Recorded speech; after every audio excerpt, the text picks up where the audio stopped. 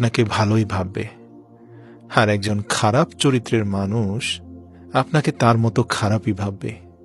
যার চরিত্র যেমন, তার চিন্তা ভাবনাও তেমন। তাই কখনো কারো খারাপ মন্তব্যে বিচলিত হয়ে যাবেন না। ভাববেন না যে সে আপনার ব্যাপারে যা বলছে তাই সত্য। আসলে সে আপনার ব্যাপারে মন্তব্য করে তার নিজের মনোভাবের জানান দিল।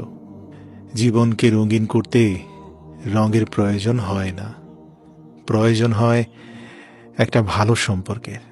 মনে রাখবেন, ভালো সম্পর্কগুলো ভালো সৌন্দর্য আর ভালো রং দিয়ে হয় না। ভালো সম্পর্ক হয় ভালো হৃদয়ের মানুষের সাথে। স্বার্থ যেখানে শেষ, মনে রাখবেন, সেখান থেকেই বদনাম শুরু। এটাই দুনিয়ার রীতি। কাউকে যতক্ষণ দিতে পারবেন ততক্ষণ আপনি ভালো থাকবেন।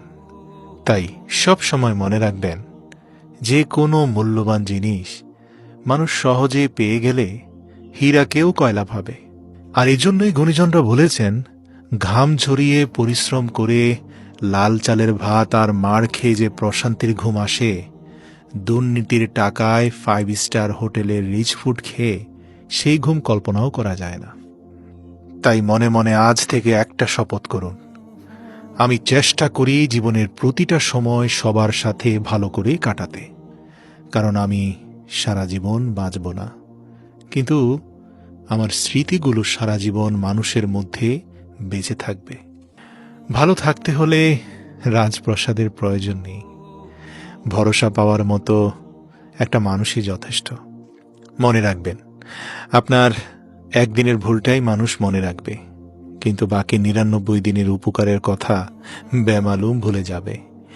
এটাই পৃথিবীর বাস্তবতা। এটা মেনে নিয়েই আপনাকে চলতে হবে। আর এজন্যই কখনো কখনো ধরে রাখার চেয়ে ছেড়ে দেওয়া উত্তম। আচ্ছা বলুন তো, বুদ্ধিমান কে? আমি বলবো, সবার কাছ থেকে কিছু না কিছু শিক্ষা নেয় যে। আচ্ছা বলুন তো, শক্তিশালী কে?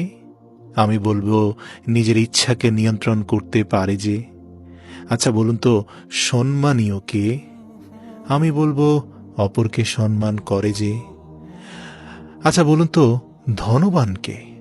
আমি বলি, নিজের যা আছে তা নিয়েই আলহামদুলিল্লাহ পড়ে যে। পৃথিবীর সবচাইতে দুর্বল স্থান হলো মানুষের মন, আর সবচাইতে দুর্বল অস্ত্র হলো ভালোবাসা।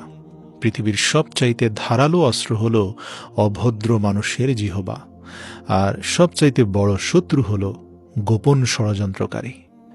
যাকে বন্ধু ভেবে কাছে টেনে নিয়েছেন, কখনো বুঝতেই পারেননি যে সে গোপনে আপনার বিরুদ্ধে ভয়ঙ্কর ষড়যন্ত্রে